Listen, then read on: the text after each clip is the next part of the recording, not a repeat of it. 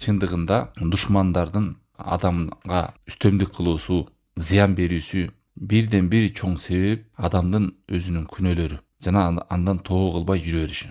Аллах Таалам Куранда Шура сүрөсүнүн 30-аятында «Ома асабакум мин мусибатин фабима касабат айдикум ва яфу ан касир». Силердин башыңарга кандай гана мусибат, балелер жетпесин, алардын бардыгы силердин колуңардан жасаган иштин айынан келип чыгат. Бирок ошондой болсо да Аллах Таалам көп нерсени кечирет силерге деген аят бар. Мына ушул аяттан дагы алымдар айтат, адамдын башына түшкөн балелер, адамдардын үстөмдүгү болсун, башкалардан келген зыян болсун, өзүнүн колунан келип чыккан күнөөлөрдөн болот деп. Мына ошондуктан ал күнөөдөн созуп жүрө бербестен, андан кайтпастан, тоо кылбастан жүрө берсе, бул дагы башына түшкөн балелердин себептеринен жана ошондой эле оорулардан, айыгышка, кайгы-ападан арылышка чоң себеп деп айткан. Мындай аяттар Куранда бир нече жерде келген. Ошол эле Тахрим сүрөсүнүн 8-аятында «Я юхалладина аману тубу илаллахи таубатан насуха». О Аллах ыйман келтиргендер, силер Аллах Тааламга чыныгы тобо менен тоо кылгыла. Нур сүрөсү 31-аят. Бардыгыңар Аллах Тааламга жалпы тоо кылгыла, эй момундар. Лааллакум туфлихун. Мына ошондо гана силер киликке, жакшылыкка жетесиңер деген аяттар бир нече. Ал эми чыныгы тоо дегенде белгилүү, чыныгы тоо дегенде адам биринчиден кылган күнөөсүнө өкүнүш керек, шарттар. Экинчиден ошол күнөөдөн арылыш керек. Арылуу деген эмне? Ошол күнөөнү жасай турган себептерден оолак болуу, ошого баруучу жолдордон алыс болуп, андан оолак болуу деген. Үчүнчүсү болсо, бекем ниет кылып, экинчи ага кайтып барбайм деп, белин бекем байлап, өзүнө өзү убада берип, кайтпашка умтулуу. Мына ушул чыныгы тоо кылган адамдын шарттары. Ал эми дагы бирөө бар, ал эгерде бирөөгө зулум кылып койгон болсо, ошол адамдан кечирим сурап, же акысын кайтаруу. Мына ушул дагы тобонун чыныгы тоо кылганда адам, Ибн Кайым рахимахуллах сөз айтат. Адамга мейли башына келген зыян болсун, ал күнөөсү аркылуу келет. Мейли ал күнөө билгени болсун, же билбегени болсун дейт. Кээде адам өзүнүн күнөөсүн билет экен, кээде адам билбейт. Андан арылыш үчүн, ал күнөөдөн арылыш үчүн тобо эле керек. О Аллахым, мен билип кылганыма да, билбей кылганыма, эсимде барына да, эсими жогуна да баарына да истигфар кылып жүрө бересиз. Өкүнөсүз, билгениңизге, билбегениңизге истигфар менен Аллахтан кечирим сурап. Мына ошондо адам тазаланат. Ага душмандар да, башка адамдар да, жин болобу, шайтан болобу, сыйкыр болобу, көзү болобу, аябай алсыз болот дейиши деген.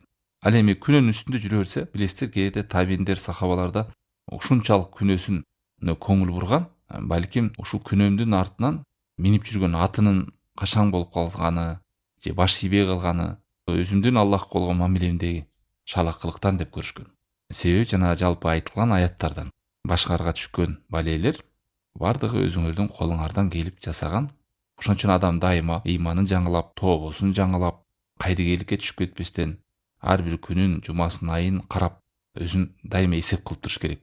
Истигфары жок, же тообосу жок, күнөөсү күнөөгө уланып кете бере турган болсо, жүрөк так басат дагы, адамда эч кандай коргоо жок болот. Ага жин да тиет, көз да тиет, сыйкырлана алат, кара дубаланат, адам алсыз болот. Тоо кылбай жүргөн адам Аллахтын назарынан да алыс болот. Анын эч кандай коргоосу жок. Ал эми тавфикте, ийгиликте жүргөн момун тоободо, истигфарда, ыйманын жаңылоодо, Аллах Тааламга кайтууда, ихласта, жакшылыгына шүгүр кылып, кыйынчылыгына сабыр кылып, күнөөсүнө истигфар кылып, дайыма өзүн көңүл бурууда жүрөт. Мындай адамга жин, шайтандар, сыйкыр жана бале кырсыктар, душмандар зыян бериши оор болот дейт. Мына Ибн Кайым рахималла жалпылап айтканда ушул нерсени киргизип, баса белгилеп, эң чоң себептердин бири деп эскерген. 8-чи дагы себептерден бул адамдарга жакшылык кылуу, ихсан кылуу, садака кылуу деген дагы таасири чоң деген. Адамдарга жакшылык кылуу, садака кылуунун бул дүйнөдө да, акыретте да адамга жакшылык менен кайтууга аябай чоң себеби. Себеби адамдын ыйманына эң чоң күбөлөрдөн, эң чоң далилдерден Аллах Тааламды жакшы көрөт экендигине, ал ыйманы чын экендигине адамдын колу беришем болуп садака кыла алышында. Ошон үчүн пайгамбар алейхиссалату вассалам ас-садакату бурханун деген. Садака бул ачык айкын адамдын ыйманы бар экенине далил деген да. Кайрымдуулук кылып садака кылганда эки чоң пайда бар. Биринчиден адамдын өзүнүн адеп ахлагы оңолот. Мындай бир беришендикке, шүгүр кылууга напсиси тазарат. Адам сезет, канчалык жакшылык кылган сайын көкүрөгү кеңейип, жүрөгүнө кубаныч пайда болуп, напси тазарганын, мындай бир денеси жеңилдикте кайрымдуулук кылганда ушундай бир жакшы сыпаттар пайда болот. Ал эми сараңдыктын үстүндө адамдын напсиси кайра кир дейт. Ичи ошончолук тар болуп баштайт. Көкүрөгү кысылып баштайт. Бир кызыктай мүнөз пайда болот адамда аласында. Ошон үчүн сараңдык өзү макталбайт, айыпталат. Ал эми беришендик, кол ачыктык, башкаларга жакшылык кылуу бул адамды жакшылыкка жетелейт. Бул биринчиси. Экинчиси, ошондой эле учурда адамга дагы эмне пайда? Анын мүлкүнө, байлыгына, малына бир бали кырсык келиштен, андан арылып калыштан оолак болот. Оолак болот дагы бар нерсесинде Алла Таала тараптан береке берилет. Буга далилдер аябай көп. Пайгамбар алейхиссалату вассалам хадисинде ма накасат садакатун мин мал. Эч убакта садака аркылуу адамдын акчасы кемебейт. Бул хадис Муслимде келген. Ал эми аят Саба сүрөсүнүн 39-аятында Аллах Таала "Ома анфакту мин шейин фахуа юхлифуху ва хуа хайру разикин". Силер кандай акча сарптарсаңар, жакшылыкка чыгарсаңар, Алла Таала аны силерге толуктап берет. Ордуна коюп берет жакшылык. Алла Таалам чындыгында эң жакшы рызкы берүүчү деген. Жин шайтан сыйкырлардан арылууда чоң себептердин бири деп Ибн Кайым рахимахуллах садаканы киргизген. Балелерден, кырсыктардан, көздөн, жин шайтандардан, көрө албастыктардан арылууда садака кылуунун таасири ажайып деген. Эми ага бир аз зыян болсо да өтө жеңил болуп өтүп кетет деген. Өтө жеңил болуп өтүп кетет. Мындан да башка көп хадистер бар. Садака кылуу балелерден сактайт, ар кандай кырсыктардан, ар кандай адамга түйсүз келе турган бир жагдайлардан. Жана хадисте да билесиздер, дайыма эки периште түшүп эмне дейт? О Аллахым, бүгүн жакшылык кылгандын жакшылыгын арттыр, ага береке бер дейт. Сараңдык кылганды берекени алып кой дейт. Адам өзүнө адат кылыш керек. Напсиңиз тазарса, жин сыйкырлар өтпөйт таза напсиге.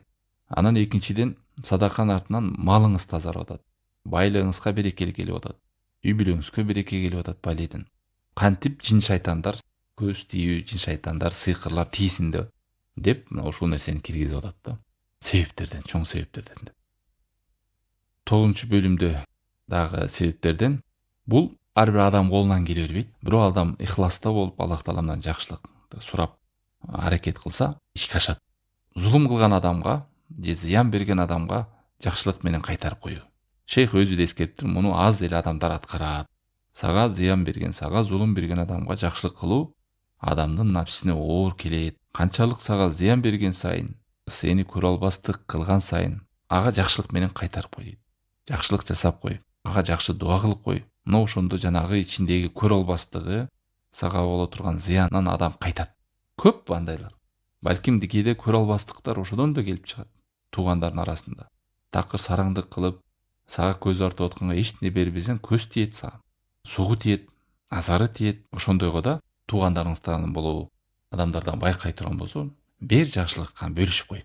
Алла Таалам Фуссилат сүрөсүнүн 34-аятында "Вала таставил хасанату вала сайа" күнөө менен сооп тең келбейт. "Идфа биллати хия ахсан" сен жакшылык менен кайтарып кой дейт. Ошол учурда сени менен анын ортосунда болгон тирешүү, өчөшүү, душмандык жылуу доска айланып калат дейт. Ошол душман болуп турган адамың, сага каршы болуп турган адамың сага жылуу мамиледе достой, жакын адамдай болуп калат деп атат. Ошону практика кылып көрсүн адамдар. Аялдардын арасында болсун, туугандардын арасында, балким жана кээ бирлер абысындардын арасында болот. Өйдө төмөн сүйлөп неме болгондорго жардам берип, кайрымдуулук кылып койсунчу, дуа кылат. Же болбосо жүрөктөгү, көкүрөктөгү көрө албастыгы кетет. Себеби дегенде билесиздер да, сыйкыр, көз каяктан келет? Сыйкырды ошондо эле бирөө сыйкырлайт көрө албай барып. Ошого зыян берейин деп төлгөчүлөргө, сыйкырчыларга барат. Ошол адам мага жакпай атат. Ошонун башаты душмандык, тирешүүнүн баары көрө албастыгы, ич тарлыктан келип чыгат. Бул дүйнөдөн талашуудан келип чыгат. Аяттын уландысында Алла Таала айтып атат: "Ома юлаккаха илля аллазина сабару, ома юлаккаха илля зу хаддин азим". Бирок мындай жакшылыктарга тек гана сабыр кылгандар жана улуу максаты барлар адамдарга гана жетет деген да. Сага жамандык кылганга жакшылык менен кайтарууга сабыры бар жана улуу максаты бар адам гана кылат. Бул боюнча пайгамбарлардын окуяларынан карап көрүңүздөр, аябай көп. Жамандык кылгандарды кандай жакшылык менен кайтарган. Башы канга толуп, ушунчалык кыйнабаса дагы, "Аллахым, бул коомумду кечир. чындыгында алар билбей атат деп жооп берген да. Ибн Масудтан келет, пайгамбар алейхиссалату вассалам айткан, бетине кан сүртүп, о Аллахым, булар билбей атат. Бухариде келген, Муслимде келген хадис, буларды кечире көр деген. Тиңай ушул коомум мен билген акыйкатты билбей калды деп өкүнүп кетишкен өлгөндө да пайгамбарлар. Ушундай мамиле кылышкан. Сиз акыйкатты билсеңиз, чындыкты билдим десе, туугандар менен тирешпей, башка адам алсырап, неме болуп атса, анага жамандык кылып атса, жебейдө төмөн сүйлөп атса, жакшылык менен кайтарып коюңуз. Көрөсүз анын таасири кандай экен. Ал адам кандай абалы сизге өзгөрүп кетет турган. Ибн Кайым рахималлах өзүнүн китебинде эскерип атат. Мына эстегин, эй адам, ойлоңун дейт. Пайгамбарлардын абалын ойлогула. Ушундай ташбаран калып, кан жутуп, кан ичип калыпса да, о Аллахым, кечир бул коомду. Ушинтип мени таш менен урганы, мени ушинтип зыян бергени билбей жатышат булар. Кайра аларга дуа кылып жакшылык менен хидаят тилеген, аларга жамандык тилеген эмес.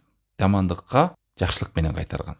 Ушу 4 нерсени ушундай зыян келсе кайра жасаганга аракет кылган. Биринчиси аларды кечирген, экинчиси аларга кечирим сураган, үчүнчүсү аларга үзүр берген. Булар билбей надандык кылып атат, билгенде мындай кылмак эмес деп. Анан аларга мындай бир кечирим берип, Аллахым, аларды кечир деп көргөн да, шапаат сурап Алла Тааламдан. Түшүнүктүү болду бул бөлүмдө кыскасы жакшылык менен кайтар. Тирешпе, а менен өчөшпө, душмандыкты улантпа. Ал барып акыр бар чоң балейге алып барат. Көп жанантип сыйкырланып калгандар, дуаланып калгандар байкасаңыздар, тирешип оруп, ал өчөшүп сыйкырларчыларга барып отуруп, ар кандай нерселерди окутуп отуруп, аягы бале менен бүткөн. Ошон үчүн башатында эле душмандык пайда болсо, ошондой бир тирешүү көрө албастыктарды байкасаңыз, жакшылык менен кайтарып, аны чечип, андан арылып кеткенге аракет кылыңыз. Себеби мусулман адамдын мамилеси ихлас менен кылат. Ал адамдын көңүлү үчүн, ал адамга тирешип, ал менен жашабайт. Бирөө үчүн, душмандын көзү үчүн, бирөөгө зыян берип, рахат алып деген ал ихласы жок, имандын даамын сезбеген адамдардын кылыгы. Башыңа түшкөн жазалар, балейлер ошол сенин амалыңдын эле таасирине дейт. Адамдарга канчалык жеңил мамиле кылсаң, сага да Аллах Тааламдан жеңил мамиле келет. Адамдарга канчалык корс мамиле кылсаң, сага да корс мамиле келет. Жумшак болсоң, жумшак болот. Кечирсең, сени да кечирет. Алла Таалам мыйзамы ушундай. Бул дүйнөдө кандай мамиле кылсаң, сага ошондой мамиле келе берет. Ал адамдан болбосо да башка адамдан келет сага. Бирок шейх муну атай узартып эскергени, муну чын эле көп адамдар аткара албайт. Напсиге оор келет. Тек гана сабыры бар, максаты бар, жакшылыкта жүргөн, ийгиликте жүргөн адам гана кыла алат. Напсин тазарткан, элестетиңиздер, жаман сөзгө жакшылык менен кайтаруу, жамандык кылса жакшылык кылуу, кайра аны кечирип истигфар кылуу деген оңой нерсе эмес. Ушул менен дагы жин, шайтандар, сыйкыр, көстү алдын алуучу чоң себептердин бири деп китебинде эскерген. Андан кийинки 10-бөлүмдө бул эң зарыл. Кайра адам өзүнө эскерип кайталап жүрө турган нерсе Аллах Тааламды жалгыздап жүрүү. Себеби бардык себептер, бардык абалдар Аллах Тааламдын колунда. Аллах каалаган нерсени эч ким кайтарбайт. Аллах кайтарган нерсени эч ким бери тарта албайт. Аллах пайда десе эч ким зыян кыла албайт. Аллах Таалам зыян берем десе эч ким пайда бере албайт. Бардык Аллах Тааламдын уруксаты менен. Ушул нерсени жүрөктө жаңыртып адам эстеп жүрүш керек. Ушул эң чоң себептерден. Юнус сүрөсүндө 107-аятында Алла Таалам айтат: "Уйямсаскаллаху бидуррин фала кашифала". Эгер сага бир зыян Аллах Таалам бере турган болсо, аны эч ким көтөрө албайт Аллахтан башка. Эгер Аллах сага жакшылык каалай турган болсо, аны эч ким жакшылыгын кайтарып четке кага албайт. Каалаган кулун Алла Таалам өзү берет. Ал кечиримдүү, ырайымдуу деген. Жана хадисте да Ибн Аббаска пайгамбар алейхиссалату вассалам үйрөткөн: "Сен билген бул үммөттүн бардыгы биригип сага пайда берем десе пайда бере албайт. Тек гана Аллах Таалам жазганы гана. Жана ошондой эле адамдардын баары биригип сага зыян берем десе да эч ким зыян бере албайт. Тек гана Аллах жазган гана болот" деген. Себеби адам бул нерсени жүрөгүнө таухидти, жакшылык жамандык Аллахтын колунда экенин, Аллахтын уруксаты жок, эч нерсе болбойт экенин жакшы отурбаса, көз алаңдап, жүрөгү дүкүлдөп, себептерге таянып алат. Канча деген адамдар мисалы дем салуудан да пайда таасир бербейт. Себеби дем салдырып аткан адамга байлап коет кээ бирер. Себептерге жүргөн байлап алат. Аллах Тааламга эмес. Ошондуктан алардын шыпасы дагы, айыгуусу да узарып жүрө берет. Ал эми жалгыз Аллах Тааламга коркуусунда, үмүтүн дагы бардыгын байлай турган болсо, Алла Таалам аны өзү коргоп, өзү сактап, Алла Таалам айткандай: "Фаиналлаха юдафиу анилладина аману". Канча аяттар деген Алла Таалам өзү ыйман келтирген кулдарын корголот.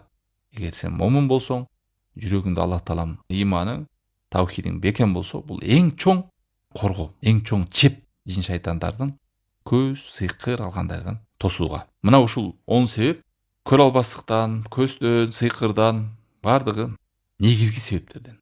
Алдын алууда да, чалдыгып калгандан андан чыгып кетүүгө дагы себептерден болуп саналат. Шейх Абдыразак айтат сөзүнүн аягында, ушул 10 себепти момун адам, ийгиликтүү адам кайталап турушу керек деп атат. Элестетиңиздер, жөн эле бир өтүп коюп эмес, ушул баптарды, ушул 10 себепти дайыма кайталап туруш керек себеп. Унутуп калбаш керек деп атат. Мына ушуну адам практика кылсын өзүнө дейт. Напсин даярдап практика кылууга аракет кылсын. Мына ошондо көрөт ажайып таасир дейт. Акыбетин. Кандай ал адам берекеде, саламаттыкта, жакшылыкта, ийгиликте, жеңилдикте жүрөт. Бүгүнкү күндө аябай көп жалаптар туугандар. Сыйкырдын аламаттары, көздүн аламаттары, шайтандар насып-басып үстүнөн кара дубаланып калгандар, жана ныксыраган, шалдыраган, алсыраган, кайгы капада чыга албай жүргөн, оюн басып калгандар, кызыктай бир адамдар бар да ушундай. Үстүнөн жин шайтандар минип алгандар, өзүн өзү контрол кыла албагандар көп. Ошондой адамдар деле же мындайга чалдык элек адам деле ушул нерселерди практика кылсын, таасирин сезет дейт. Бул алымдар Шейх Ибн Кайым практикада да көргөм дейт да адамдар. Жасаганда кандай абалда жүргөн. Бул Куран сүннөттүн негизинде алып топтогон да бул алым.